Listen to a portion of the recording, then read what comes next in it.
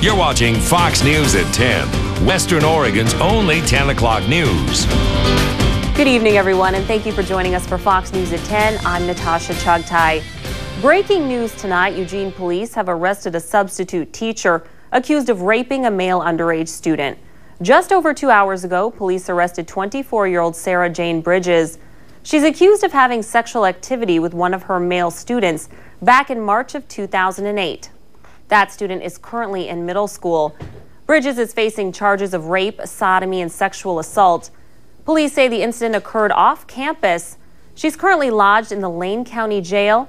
Anyone with information is asked to call police at 682-5836. Former Republican presidential candidate Mitt Romney's in Oregon tonight. He was in Salem to speak at the state Republican convention banquet. David Walker is on the trail and joins us live in the newsroom. David. Well, Natasha, the room was packed tonight to hear Mitt Romney. His message focused on winning the White House in November and talking about the differences between John McCain and Barack Obama. Early in the primary season, Mitt Romney was considered the front runner for the Republican presidential nomination. While he lost to McCain, the buzz now puts him in the mix as a top contender for the number 2 spot on the ticket. I talked with Romney before his speech tonight. He wouldn't speculate on the vice presidential possibility. The former Massachusetts governor did talk about the general election campaign and the race between John McCain and Barack Obama. The national polls still show John McCain and Barack Obama neck and neck. And I think it'll probably be a race that ends up being very close.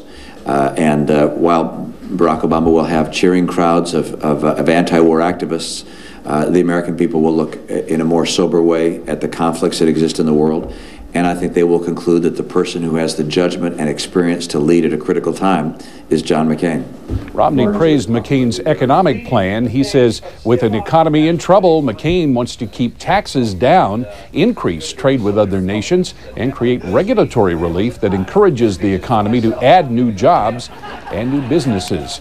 Mitt Romney says he expects he'll be back in Oregon to campaign as the general election draws near. Natasha, back to you. All right, thanks, Dave, for that report. Well, it was just the two of them, Barack Obama and Hillary Clinton, talking about the future. Just a couple of days after Obama sealed the Democratic nomination, he and Clinton met at a colleague's home in Washington, D.C. They sent their staffers out and spoke privately for about an hour. They won't say what they talked about, but Clinton's campaign says it's putting its full support behind Obama. It was very close, but now we all do everything we can to help Barack Obama become the next president because it's about the issues. Clinton says she'll give Obama her formal endorsement tomorrow morning at 9 Pacific time. She'll officially concede at the same time. As for possible running mates for Obama, he's not talking, but Clinton is on his short list, which reportedly includes both men and women. A woman accused of killing 2 people in a car crash made the case for her defense today. That 2007 accident claimed the lives of 2 Eugene Symphony members. Today, Fivia Sharapov stood feet from Kelly Gronley, the sole survivor of that crash. Sharapov is charged with 2 counts of manslaughter, assault in the 2nd degree, and drunk driving. Today, the defense looked at a scale model of I-5, talked to reconstruction experts, and listened to witnesses who saw Sharapov before the accident. Did you smell an odor of alcohol? No, I didn't. None whatsoever? None, sir. And that's honest to God's truth. We tried to talk to members of Sharapov's family today, but they had no comment. Now, that accident claimed the lives of Angela Svensson and Kirsten Oquist. They were both musicians in the Eugene Symphony, who, as Megan Kalkstein found out today, are not forgotten. Fivia Sharapov stood just feet from Kelly Gronley, the sole survivor of a crash that claimed the lives of 2 other Eugene Symphony members. Inside the courtroom, witnesses testified in Sharapov's defense. Did you smell an odor of alcohol? No, I didn't. None whatsoever? None, sir. And that's honest to God's truth. 2 accident reconstruction experts also testified, and they looked at a scale model of the crash scene on I-5. The defense argues it's a poorly designed intersection, while the prosecutor showed a number of wrong-way signs. And one reconstruction expert also claims that Oquist lost control of her car before the crash and that it actually wasn't a head-on collision.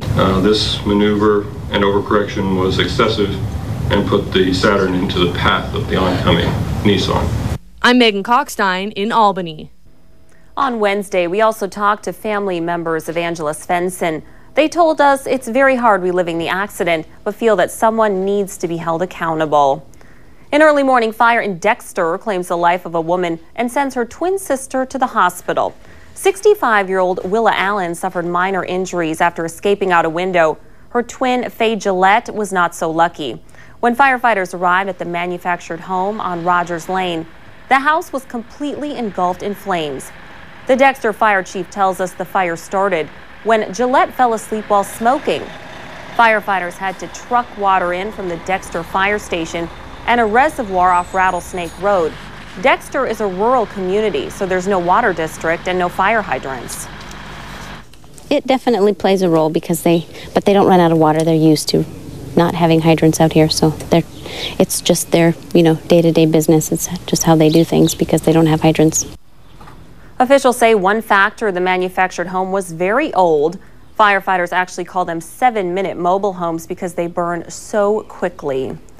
An Oak Ridge teacher accused of taping a student to his chair will keep her job.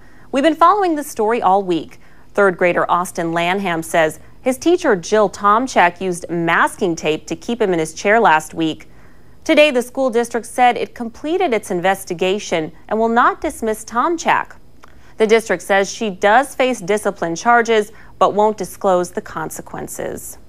Scientists say children could face long-term health risks from using cell phones so frequently. A University of Colorado professor is now asking for more research. Alyssa Harrington has the details. I got my cell phone when I was 9, and I use it pretty much like every hour of the day. I use my phone like every minute, constantly. I'm pretty much on my phone like every second or minute. It's hard to find a teenager who hasn't mastered the art of talking with their thumbs.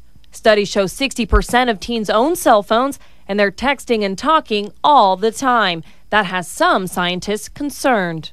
There are definitely unknowns, and there are definitely experiments that have been done, including some in my own lab, where I clearly don't know what the implications are biologically. There's a fringe around it here. Electrical engineer Frank Barnes has studied the potential health risks of these gadgets since they were first invented.